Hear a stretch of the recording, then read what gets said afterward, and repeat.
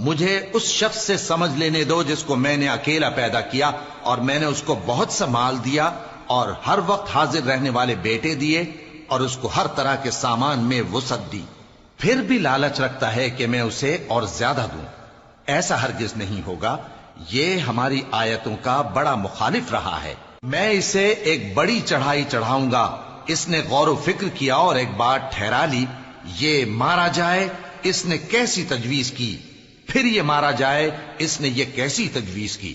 پھر اس نے نگاہ کی، پھر تیوری چڑھائی اور منہ بگاڑا، پھر پیٹ پھیر کر چلا اور تکبر کیا، پھر کہنے لگا یہ تو جادو ہے جو پہلے لوگوں سے برابر ہوتا آیا ہے، پھر بولا یہ اللہ کا کلام نہیں بلکہ بشر کا کلام ہے، میں ان قریب اس کو سقر میں داخل کروں گا، اور تم کیا سمجھے کہ سقر کیا ہے؟ وہ ایسی آگ ہے کہ نہ باقی رکھے گی اور نہ چھوڑے گی،